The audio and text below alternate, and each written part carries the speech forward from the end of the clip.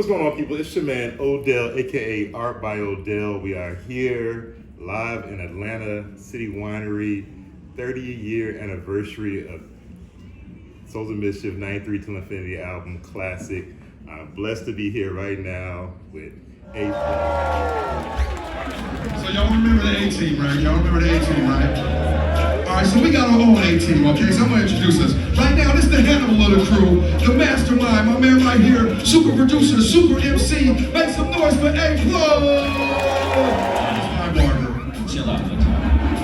But this brother right here got the best hair in hip-hop 30 years straight, you feel what I'm saying, though? This spaceman, the fly debonair player, you know what I'm saying? To make some noise for Opio, Lindsay, champion MC. How you gentlemen doing? Good, man. Listen, I mean, you know, for this album to be turning 30 years, for one, like, it's just a centerpiece album.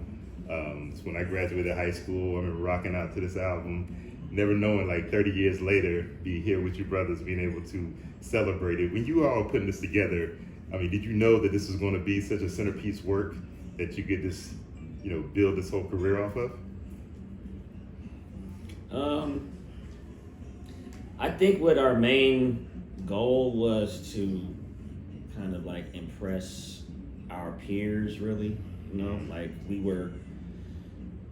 wanted to make something that was impactful, that was respected amongst other MCs that we had respect for. You know, we looked at it like this is the opportunity of a lifetime, might never happen again. We had worked basically our whole lives to get to that point. Right. But we hadn't lived that long, you know what I mean? So Right. we didn't really have a concept of what 30 years even looked like. But we definitely had like a high standard. And we were trying to, I think our mind was in the right place. In order, if you want to do something that's going to have that type of staying power, that you need to be trying to like basically do your best. For sure. And so sure. like our main goal was just to like, number one, kind of impress our crew, Hieroglyphics, and then other MCs that we had a lot of respect for. And like that was kind of like our mentality. For sure. You know, it's funny, I was watching that interview you all did with the History of the Bay, I think, podcast. And they were just talking about how, like, that's the thing about it. A lot of times, I think either you or Tajay mentioned how, like, you know, not everybody rhymed. I think everybody did kind of rhyme, but only a few people took it serious, right? Like, even myself, I had like a rap name, but I didn't take it serious. You know, I just did it because I had a love for it. But, you know, right now, because with streaming and with things like that, you don't, I mean, we held on to the albums, we looked at the liners, we looked at where Cats was from and stuff like that. For me, when that album dropped and we all dropped the video, it was like a whole other side of California, man, that I had just never seen. That you know that was around, and you were all so individual. I think also, do y'all know about the impact it made as far as just being so individual but being part of a group, like just really being yourselves? I think that's, if I'm understanding correctly, I think that's one of the best things about our group. And we definitely, that was a big thing for us, for each person to be a unique individual Right. in the collective. Yeah. You know, everybody, like, and we come from the era where you couldn't sound like anybody. You couldn't bite styles. You couldn't, I mean, it just wasn't accepted in the culture. Nah. And just as much it wasn't accepted in our crew. It's like you couldn't be a biter. You had to be individual, you know.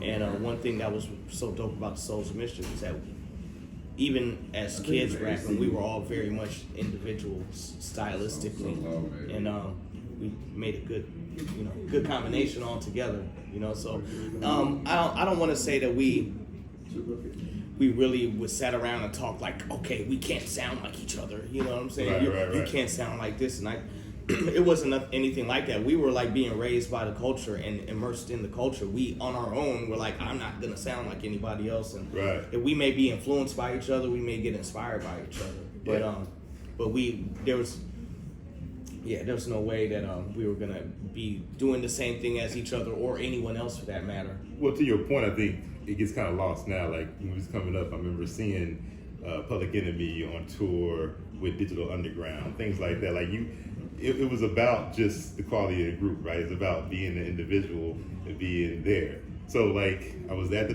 20-year anniversary show, Terminal West. Then now 10 years, another thing y'all brothers do, y'all take care of yourselves. Health is wealth, man. Like we've seen. I mean, rest in power. People like Dave, De La Soul, man, Fife. Rest in peace to our brother, Fife Dicky Dog. I know he's up in heaven, smiling on Souls of Mischief, smiling on all of us. What have y'all? How do y'all feel about like with people like the Locks and Styles P and people just putting the health back in the game and just being proud of being these grown men? Like, what do you feel about that right now? This just taking care of yourself. I love to see it, because I think it's like too much emphasis at times about partying, getting high, getting drunk. You know what I mean? Right. I'm not knocking anybody for that or whatever, but I don't think it's almost not realistic. Some of the things, Yeah, you can't. You can't burn a candle at both ends, man. Nah, and it's just, it's about being authentic too. You know what I'm saying? So that's what I love to see about how people are actually taking care of themselves and talking about it. They're just being their true self. Yeah. And that's the most important thing. But obviously, just living a rock star life, you know what I mean? it can catch up to you. For sure. Oh, man, I appreciate that as well. I think that, taking care of yourself is a big thing because it's being celebrated, right? Like, I think also, too, I'm just proud as far as what y'all are doing. I mean, I got a chance to go to do High Road Day, experience that. Just the bigger picture. Like, one thing about you all, like, as far as a group, as far as being smart with the owning things, venturing out on your own, being entrepreneurs, what would you say to, like, now, because everybody's like looking at trying to own something, trying to create their own marketing, their own platform and stuff, like what advice, because you guys are legends of the game, y'all, it might not get talked about a lot, but what y'all done as far as building your own and merch and everything like that, I mean, you guys are businessmen as well, so I mean, I respect y'all in that. Right? It's all about the individual, and the greatest part about the 30 years is this: 28 of those years we have been completely independent, baby. You feel what I'm saying? Yeah. And the reason that we can do this is because of y'all. Like, what advice would y'all give as far as, this whole movement now of trying to own your own stuff? I mean, I think you hit the head on the nail. Like, financial literacy is extremely important. We will push that to any we will push that advice to anyone trying to come up at all. Like, learn about, have a good manager, have a good lawyer, become financially literate, champion entrepreneurship. Get your credit right. Don't start at a very young age with your understanding of what credit is and what it is to build it. I think those two things, between the financial literacy and the health, right, that covers anything I would tell a youngster. Man, firstly, your health. Because none of that financial shit means anything if you're sick as hell. You're spending all your money on that or you're dead, right? So health is wealth, and then financial literacy, that provides a means for you to share that information with other people and pass it on to your family and pass it on to your friends and that just covers such a wide umbrella. Right.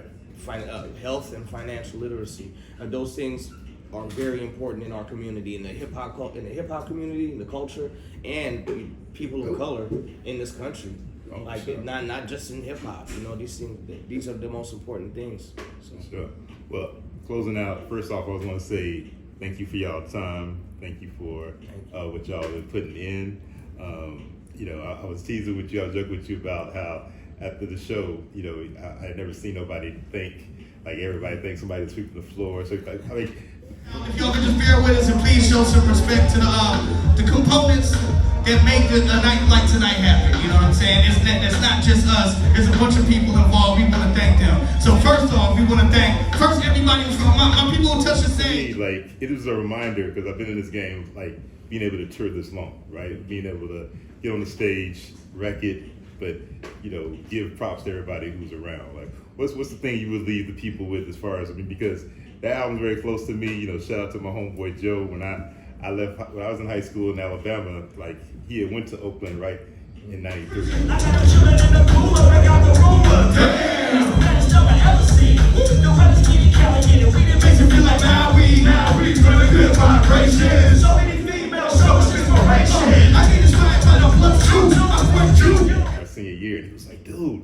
out here, man. I'm seeing these guys, man. It's crazy, man. Like we're going back and forth about the album, and we're young, right? So now we're like down there, you know. I ain't gotta say how old we are. You see the gray in the beard, but you know what I'm saying. But this is funny. I'm talking to Joe now. It's just like, dude, man. I was like, you know, that album was still like. To come to visit me here in Atlanta and would throw that album in and just let it play, right? You know, like that's to me is just something I just appreciate y'all. Like any last words for y'all have as far as like just to leave the people with? I mean, first we just, you know, I think I speak for everybody that we're just thankful. You know, it's humbling to be able to return 30 years later to some of the places that you came, you know, the first time we was in Atlanta, the first time we were in New York, you know, we were just kids. Yeah. And so now to come back 30 years later, and it's almost like we got more love than we had when we first started. Man, the streets have been talking, man. Everybody's hitting me up. I'm like, hey, you should have got your ticket, man. So it's humbling, you know what I mean? But it's an accomplishment. I think, you know, we got a lot of work to do still ahead of us. Y'all stay on the doing grind, a lot of tours and whatever. So it's like it's hard to sit back right now and just pat ourselves on the back. But I think we have. Well, one thing that we learned on our 20th anniversary, because for prior to that, people were calling us legends and saying, "Yo, you guys got a classic," and this, that, and the third. We looked at other people as legends and looked at other songs as classics. We never really tried to elevate ourselves to that level. We didn't claim that. Other people have claimed that. So with that came a certain responsibility. You know what I mean? And so it's kind of like our opinions on life in general and rap in particular, you know, it holds weight, and we do have a responsibility to kind of put that out there.